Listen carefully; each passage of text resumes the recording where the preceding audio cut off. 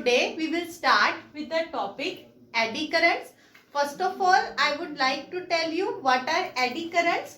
Now, whenever a magnetic flux linked with the closed electric circuit changes, induced current is produced. जैसे हमने पहले पढ़ा था कि जब भी अगर कोई इलेक्ट्रिक सर्किट है, क्लोज्ड इलेक्ट्रिक सर्किट है, अगर उसके साथ जो मैग्नेटिक फ्लक्स लिंक्ड है it changes, then induced current is produced.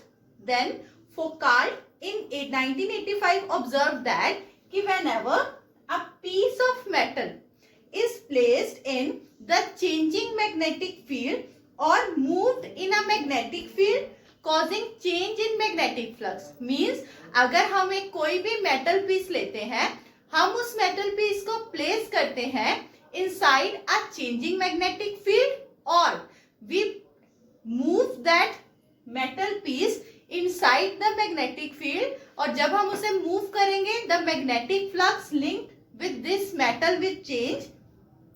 Due to this, an induced current is set up and whose magnitude depends upon the resistance of the coil, and this induced current is known as eddy current और फोकाल्ट current. और ये जो induce current है, ये AD current है, ये क्या करता है? It restricts the motion, means it opposes the motion of this coil. अगर हम उसे बाहर मूव कर रहे हैं, आउटसाइड द फील्ड मूव कर रहे हैं, it will restrict the motion, oppose the motion outside the field. और अगर हम उसे किसी भी मैग्नेटिक फील्ड के अंदर मूव करना चाहते हैं, it will restrict it's motion. मतलब वो उसे, या तो वो उस कॉइल को, अगर उस फील्ड में है कॉइल, तो उसे बाहर नहीं जाने देगा. अगर हम बाहर से कॉइल को फील्ड में अंदर ला रहे हैं, तो that current will oppose its motion inside that magnetic field. अब ये जो हमारी गिवन फिगर है, we have a metal sheet, और ये मेटल शीट कहाँ प्लेस्ड है? In a perpendicular magnetic field. और जब इफ वी विड्रॉ, और अब हम क्या करते हैं, we are withdrawing this sheet from the perpendicular magnetic field, and when we try to take out this sheet from the magnetic field, we have a repulsive force. और ये जो repulsive force है on withdrawing the sheet, this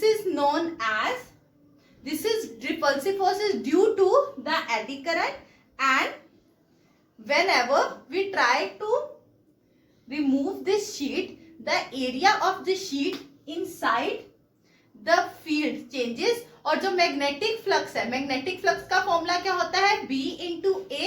मतलब अगर area decrease कर रहा है, mean the area inside the magnetic field is decreasing.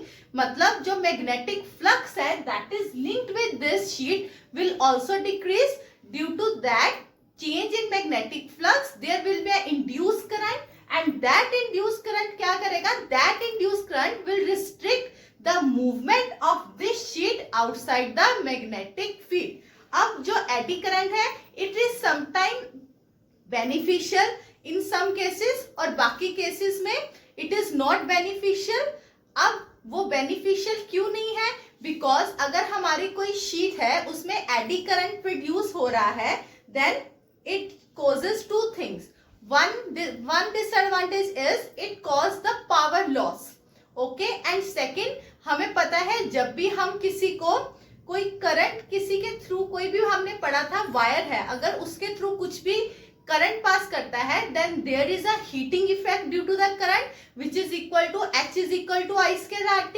सो अगर इस शीट में कुछ इंड्यूस करंट है, obviously there will be some heat will also be produced. So eddy current की डिसएडवांटेज क्या है कि it cause the power loss plus it cause the overheating.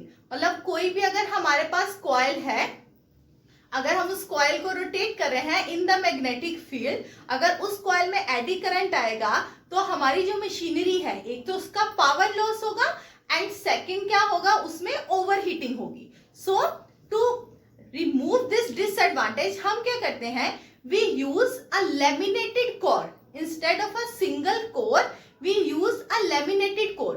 उसमें होगा क्या, एडी करंट तो उसमें भी आएगा, but in case of the laminated core we have a set of laminated sheets.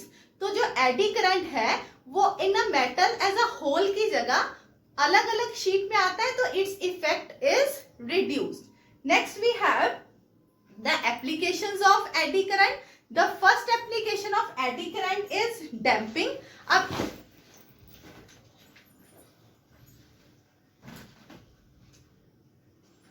next we have applications of eddy current. The first application of eddy current is damping. Now what is damping? अब जो damping effect है eddy current का, that is used in some moving coil galvanometer.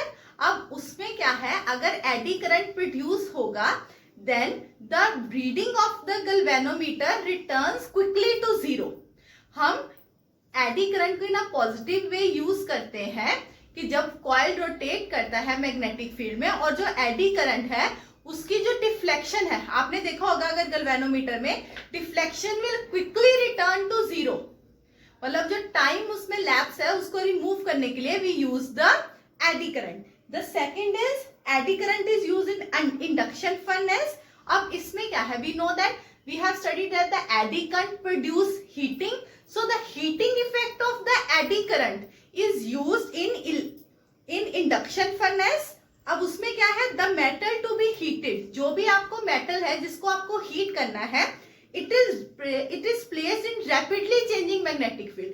जो magnetic field, rapidly का मतलब in a fast manner, जो फटाफट से magnetic field, which magnetic field is changing rapidly, उस changing magnetic, rapidly changing magnetic field में हम उस मेटल को प्लेस करेंगे। And when we place that metal in the magnetic field, obviously eddy current will be produced, and due to the production of the eddy current, that metal will be converted to liquid quickly. Third we have the induction motor। अब induction motor में क्या है, when we place a cylindrical coil in the magnetic field, we need the coil to be rotated। अब जो हमारा AD current produce होता है उसमें it restricts the motion, movement of the, जो उसकी मूवमेंट है, लेटरल मूवमेंट है, वो से रिस्ट्रिक्ट करता है, which result in the circular motion of the cylinder, and that is the principle of the induction motor. Next we have electric brakes. अब electric brakes में क्या है, जो ट्रेन्स होती हैं दैट आर ऑपरेटेड इलेक्ट्रिकली, उसमें the eddy currents are used to sudden stop the movement of the rotating drum। अगर drum जो है रोटेट करता है उसको सडनली स्टॉप करने के लिए eddy currents are use, so that the brakes are applied quickly and efficiently.